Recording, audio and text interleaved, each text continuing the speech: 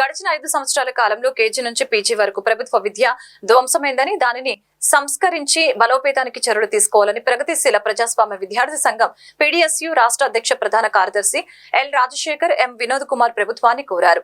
గురువారం నాడు విజయవాడ నగరంలోని గాంధీనగర్ ప్రెస్ క్లబ్ లో జరిగిన విలేకరుల సమావేశంలో వారు మాట్లాడారు. గత ప్రభుత్వం గడిచిన 5 సంవత్సరాల కాలంలో చేసిన నిరంకుశ ప్రజాస్వామిక పాలనను వ్యతిరేకిస్తూ రాష్ట్ర ప్రజలు మార్పు కోరుతున్నారని తెలిపారు. నేడు రాష్ట్రంలో ఉన్న కూటమి తెలుగుదేశం పార్టీ ప్రభుత్వం ఆ ప్రజల ఆకాంక్షలకు అనుగుణంగా పరిపాలించిందని తెలిపారు. ప్రత్యేక హోదా ఇస్తామన్న కేంద్ర ప్రభుత్వం మాట తప్పడం వలన రాష్ట్రానికి రావాల్సిన కంపెనీలు పరిశ్రమలు వెనక్కి వెళ్లడం వలన రాష్ట్రంలో ఉన్న నిరుద్యోగులు ఇతర ప్రాంతాలకు వలస వెళ్లడం జరిగిందని తెలిపారు.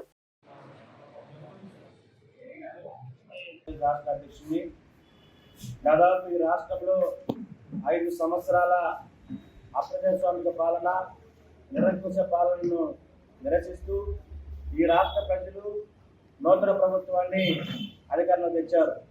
ఇప్పటి 84, 83 నోటబుల్ జీవో వల్ల మొత్తం ప్రాథమిక విద్యా వ్యవస్థ పునారీలు పోయింది. అట్లానే పీజీ విద్యార్థులకి ఇవాళ వాళ్ళకి స్కాలర్షిప్ స్కీమ్ ని రద్దు చేసింది.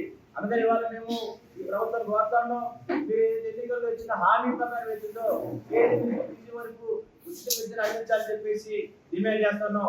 అట్లానే నిన్న ఈ రాష్ట్ర విద్యాశాఖ మంత్రి లోకేష్ గారు జూనియర్ కాలేజీ విద్యార్థులకి స్వయంగా పాఠ్యపుస్తకం అందిస్తామని చెప్పిన మాట హర్షణీయాన్ని అర్థం చేస్తా ఉన్నాం.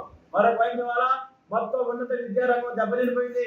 ఇవాళ మొత్తం రాష్ట్రంలో 25 యూనివర్సిటీలు ఉంటే 25 యూనివర్సిటీలు వేలాది ప్రొఫెసర్, అసిస్టెంట్ ప్రొఫెసర్ పోస్టులు ఖాళీ కొన్న ఈ ప్రభుత్వం భర్తీ చేయలేదు మిత్రులరా.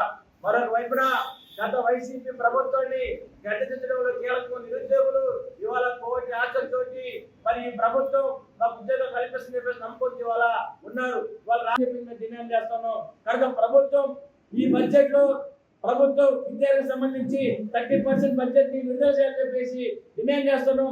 రాష్ట్ర యూనివర్సిటీ ఒక్కొక్క యూనివర్సిటీ 100 కోట్ల చొప్పున నిధులు బకాయిలు విడుదల చేయాలని చెప్పేసి డిమాండ్ చేస్తున్నాం.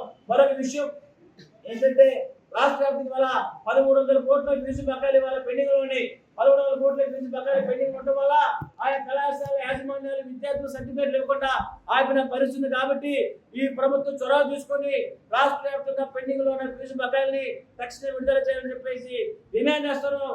మరొక ముఖ్యమైన విషయం, ఇవాళ రాష్ట్ర వ్యాప్తంగా దాదాపు 2,50,000 ఉద్యోగాలు వాళ్ళ ఖాళీగా ఉన్నాయి. మరొక నెలలో ఇంకొక 1,00,000 ఉద్యోగాలు ఖాళీ కాబోతున్నాయి. కాబట్టి ప్రభుత్వం నిరుద్యోగుల పట్ల వాళ్ళకు ఉపయోగపడే విధంగా, వాళ్ళకి వృద్ధి కల్పించే విధంగా ప్రభుత్వం ఆలోచించి